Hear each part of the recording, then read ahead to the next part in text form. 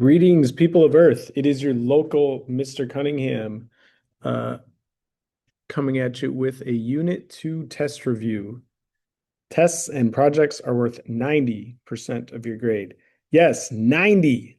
These are important. So that's why I'm making this video so that you all can succeed on this. You should have already tried all these problems, and now your goal in this video is to check your work and see how you did. And anything you did wrong, do it again, do it again, do it again till it's easy. If these are easy, fast forward to the end where it gets a little tougher. If these are tough, take your time, do them over and over until these are ingrained in your brain and you know how to do it. All right, what's keeping x from being alone? This 4. So I'm going to subtract 4 on both sides. 2x equals 6. The 2 is messing with the x. Get rid of it by dividing both sides by 2. Now you have x equals 3.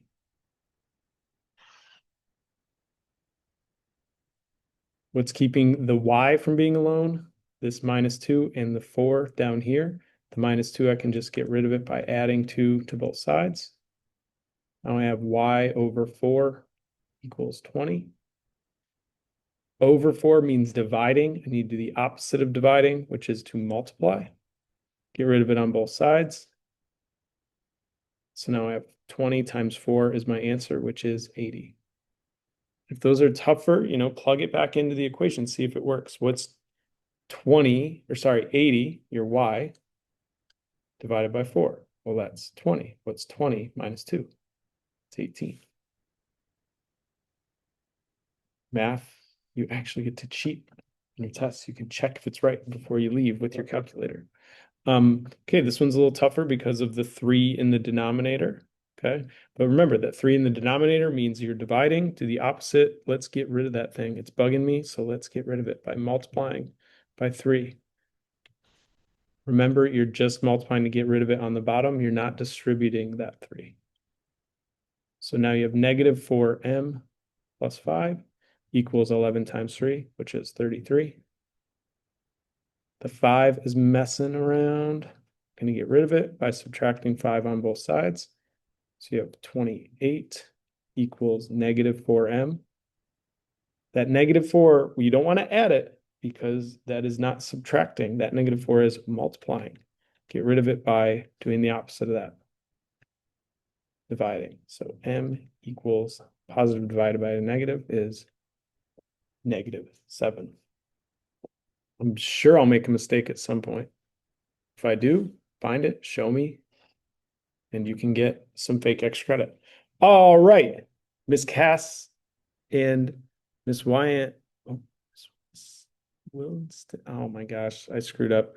And Miss Wilford are also offering fake extra credit. So let them know if I made a mistake. 4x. Okay, 4x minus 2 equals 10. Add 2 to both sides. 4x equals 12. Divide by 4. X equals 3. What's keeping x from being alone? Even though this is in a different order, we got to get rid of the number that is furthest away from x first, which is the 9. So I'm going to take 9 away from both sides. Remember, you are subtracting that 9. So think, hey, I lost $11, lose 9 more, you've lost a total of 20. Divide both sides by 4. X equals negative 5.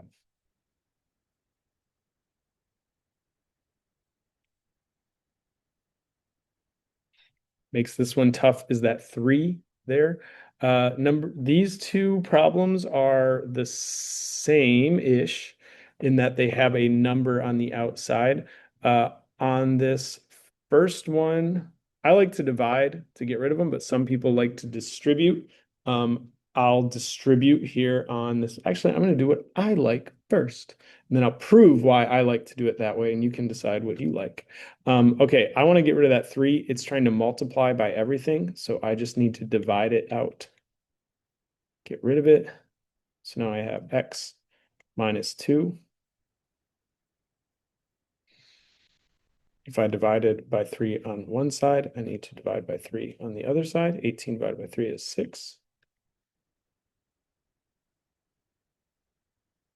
A bunch of people are saying, "What?" I'm sure in class say, "Why do I have to draw that line? What's the point of it?" But then I see those same people lose track of what they're moving to both sides of the equation. This line tells me where the other side of the equation is. The equal sign is 6 plus 2 is 8, not 6 plus 8. Ha, 6 plus 2 is 8. So x equals 8. What is 8 minus 2? 8 minus 2 is 6. 6 times 3 is 18. So you can double check your work, especially if you were talking in the middle of your work and you lost track of your math, like I just did. Okay, the reason I like to just divide that number out is because sometimes you end up with, if you distribute it, it still works, but you end up with like bigger numbers. Bigger numbers sometimes get a little more difficult, and that's tough. I find anyway. Um, and I'm not getting rid of anything here. I also like lose track of, hey, I'm using this 5. 5 times 7, 35. 5 times 5, 25.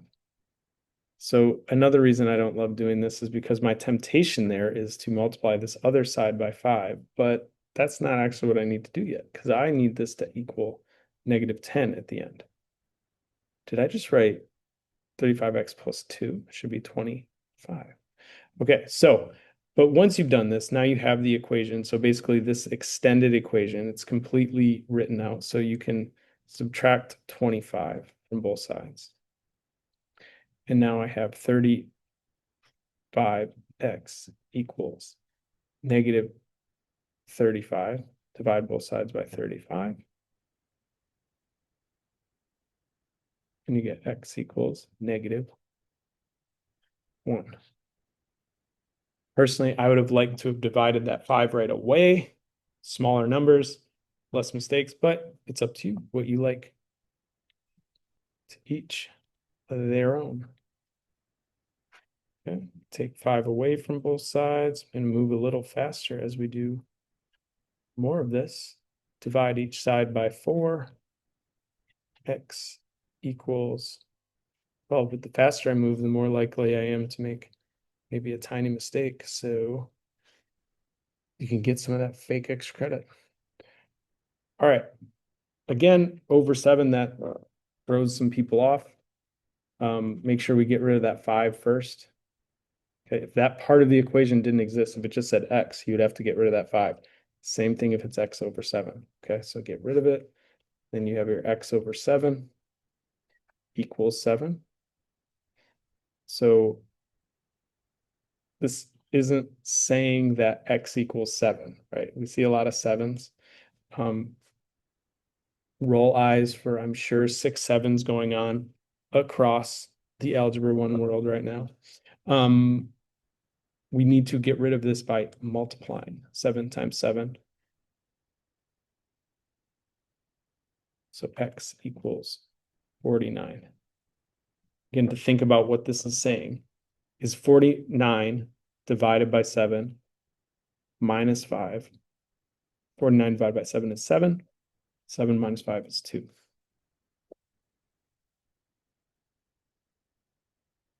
All right. Okay, solve the equation for W. So that is, right now we have dollars all by itself. This basically is going to tell me, is going to get W all by itself. So I'll just leave it here and I'll say, okay, let's take 240 away from both sides. And so now I have, I'll just rewrite it, 240 minus 20. W equals D. Take that 240 away from both sides. Oh my gosh, can I write? So now I'm with -20. W equals D minus 240. When you're in trouble, you call DW, Darkwing Duck. All right, so let's get dangerous and solve this. Divide both sides by -20. That'll give me W all alone. So you end up with W all alone equals the amount of dollars divided by negative 20. You can just leave that as a fraction. But then negative 240 divided by negative 20, that's saying that is 12, simplified, positive 12. Okay, so how long will it take for Kate to be out of money? The way I look at this is like all the solving stuff we did, for me personally, I would be like, okay, she has 240. We want to know when she'll have zero. She's getting rid of $20 at a time. So, I mean, there's a lot of different ways to do this given you're solving things, but I would just say, okay, 240. How many weeks of $20 do we have? 240 divided by 20 is going to take 12 weeks.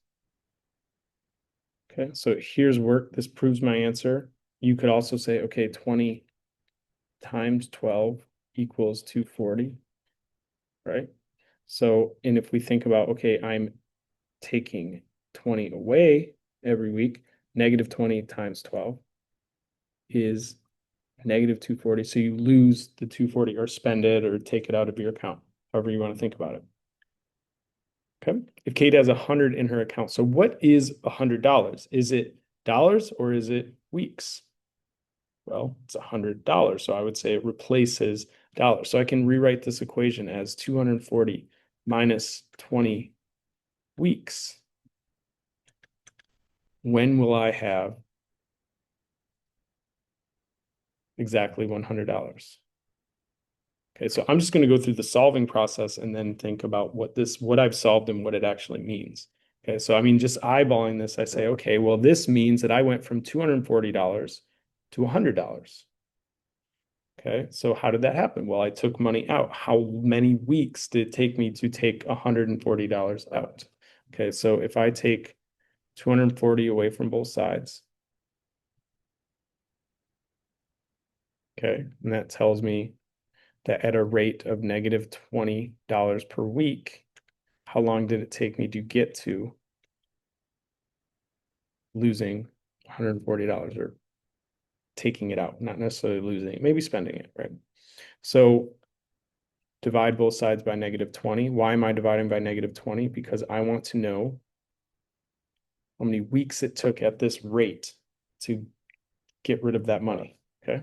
So get rid of that, and now I have W equals negative 140 divided by negative 20.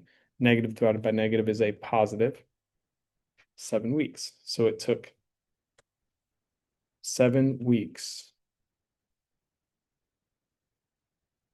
to, I'll say spend here. I don't know that she spent it, but she definitely took it out to spend $140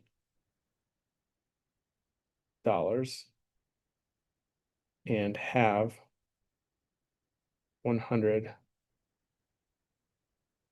left. I kind of ran out of room there, but hear my words, left. Okay, so look at the time. Next hour starts.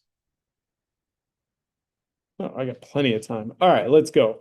I love slope-intercept equations because your slope-intercept tells you where to start. It tells you the y-intercept. The y-intercept, what do we know about every single y-intercept in the history of y-intercept kind is that the x is 0 and the y is this number right here. So I'm going to start at 0, negative 5. Let's go to 0, negative 5. The slope tells me where to go. So the slope here, just to be clear, the slope is 1 over 2. For all of you who hated fractions, for all of you who still do hate fractions, realize fractions are trying to help you. They're telling you where to go. It's telling you your rise, how far to go up, and your run, how far to go right, left, up, or down.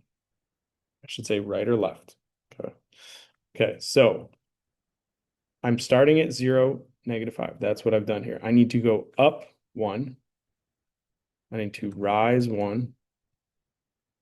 And I need to run 2. So I'm going to go start at -5, go up 1, and then go to the right 1, 2. Go up from that point 1, then go to the right 1, 2. Up 1 to the right 1, 2. That creates a positive line that goes up 1 over 2, and that started at -5. You could go in the other direction. If I went down, down, negative and a negative make a positive slope. Okay, so slope-intercept equations, especially when you have a fraction, oh, they're telling us where to go. They tell you where to start, where to go. You know where to start and where to go, then you should know where you be. I don't know. The B, like the y-intercept.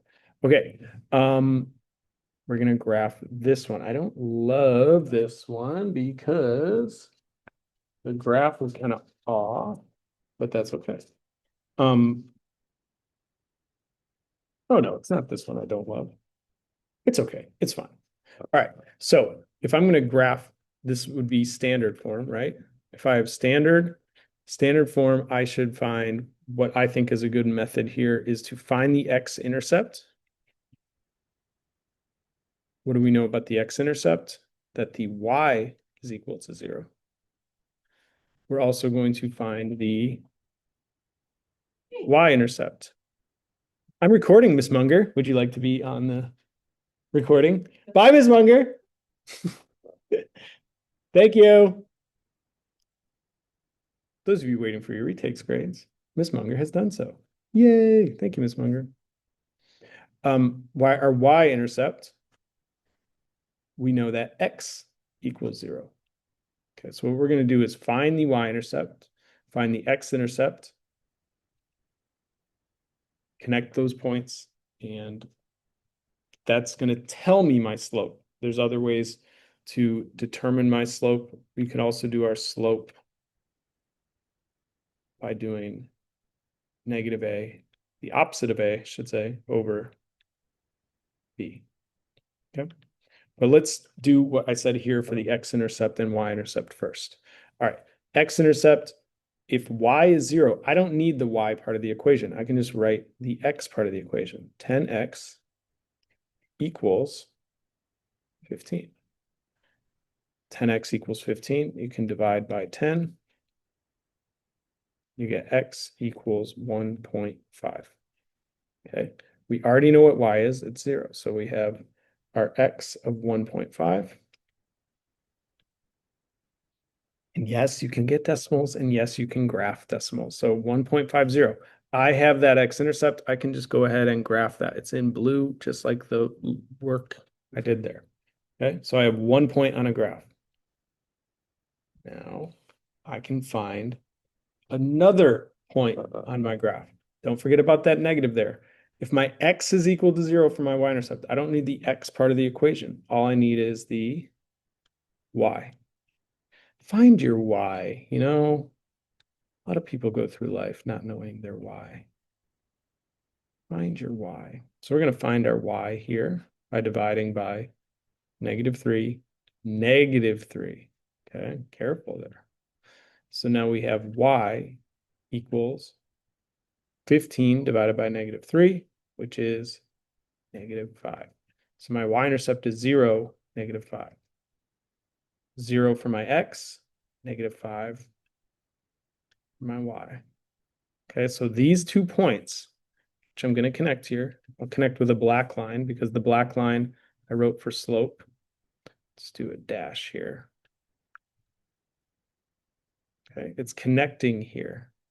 So what's happening is I'm going up 5 over 1.5, or in other words, another way to say that is I'm going up 10. So if I kept along that path, I would go up another 5 and over another 1.5, which is understandably confusing. So looking at that, I'm like, well, maybe I can't tell what my slope is quite yet, but I've drawn my slope by drawing these 2 points. right? So you've connected these lines. You're like, but I don't love the decimals. Maybe you're not sure about what slope that equates to. So maybe you'll follow this equation.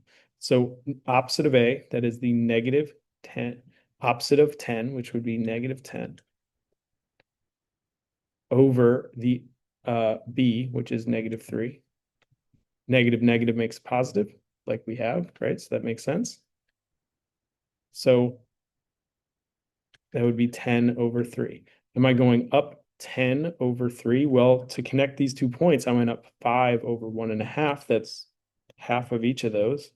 But if you wanted to divide those, you would also find that that is also Detroit, 3 1/3. Okay. Last one. Everybody celebrate. Yay. Is this last one? Oh no, we have 2 more. Yeah, that's right. Or 2 more pages. Yeet. Okay, A, B, and C. I have to pick up my pace. All right.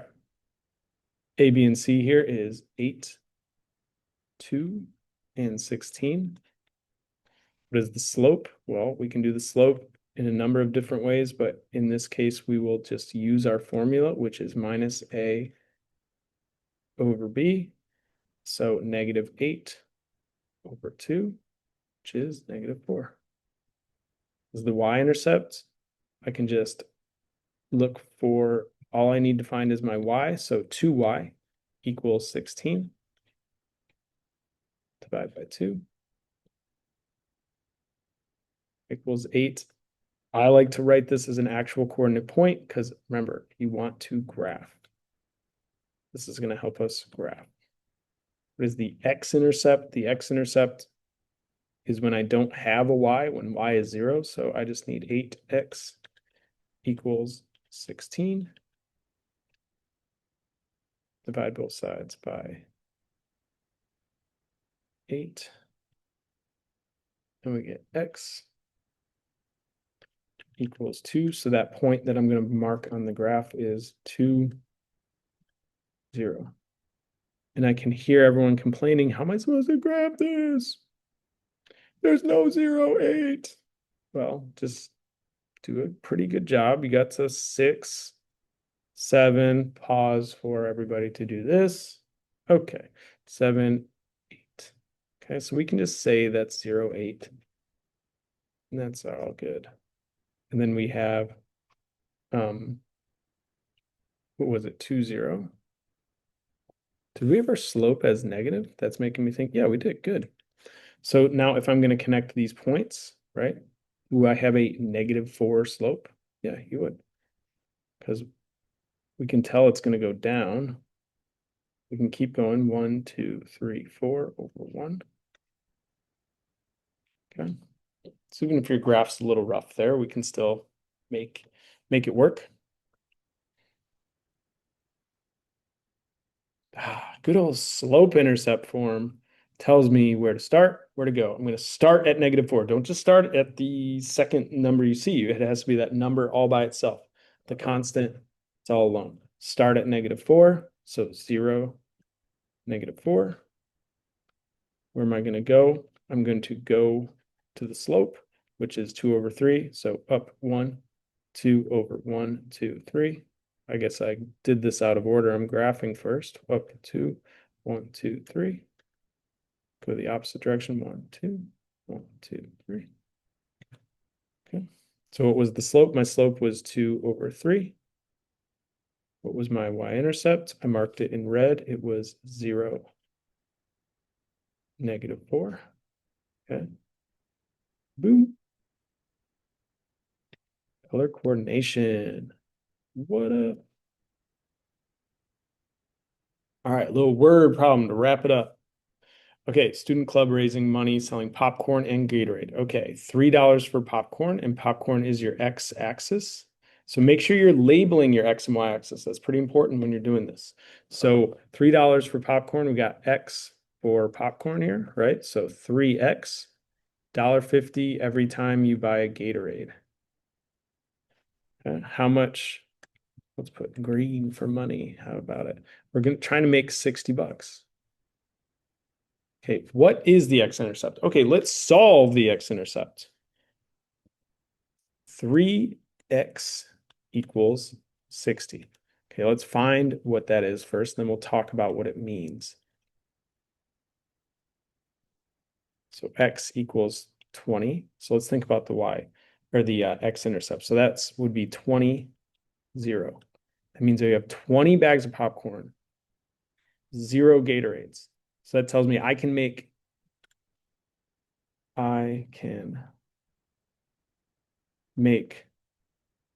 all 60, usually write the dollars in front, but it's okay. I can make all $60 by selling 20 bags of popcorn and no Gatorades. Okay, so if all you end up selling is popcorn, you can still make your money. Okay, well, what about the other way around? Can you make your money if all you sell is Gatorade? Sure you can. Let's find the y-intercept.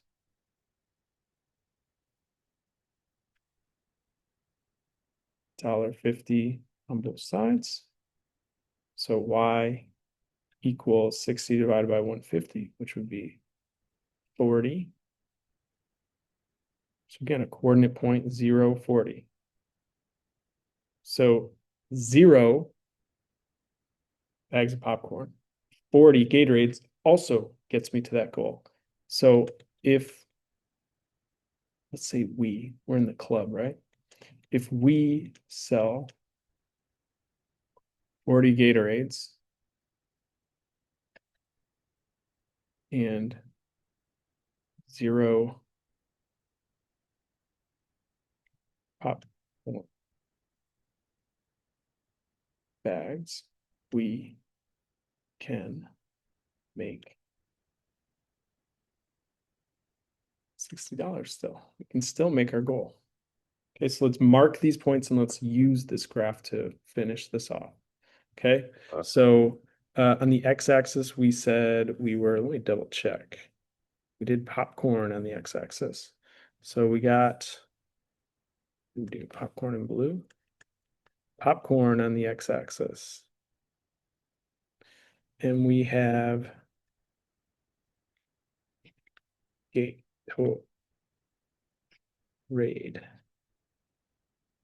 on the y-axis. Okay, so let's mark our x and y intercepts. Go back and look at those. My x-intercept was 20, 0. Right, so 20, 0. My y-intercept was 40. Sorry, 0, 40.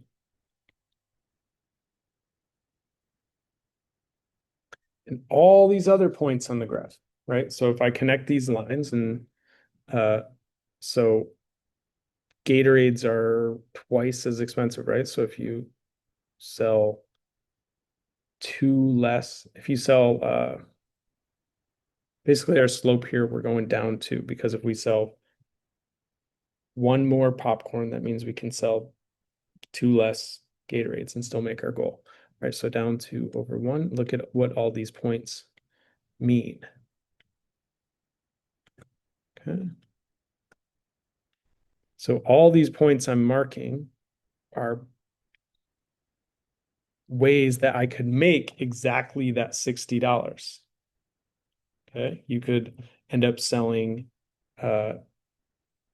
you could end up selling 18 bags of popcorn and 4 Gatorades and still get to your goal. Okay. All these different points represent ways. These are the whole numbers that we have here, but and you're going to sell whole popcorns and whole Gatorades. So these are the ones that make the most sense, right?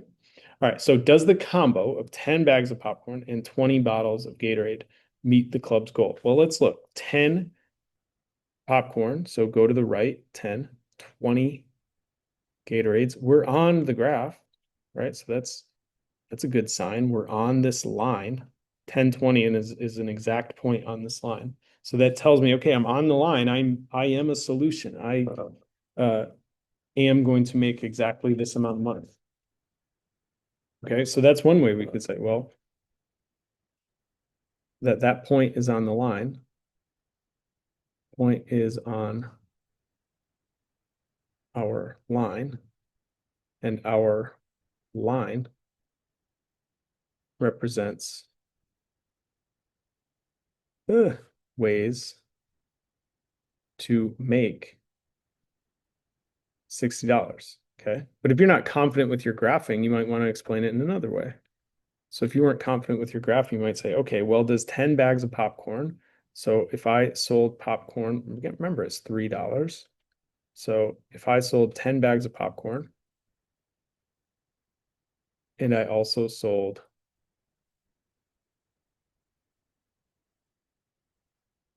20 Gatorades, would I make my $60? Well, I just made $30 in popcorn and I made $30 in Gatorades, and 30 and 30 make 60. Okay, these are different ways that you could explain it. That's all, folks. Study the review, study and when I say study, I don't mean just look at it. Okay, you got to do it. You got to keep doing it over and over and over until you are good at it. And that is the bottom line because Mr. Cunningham said so. Peace out.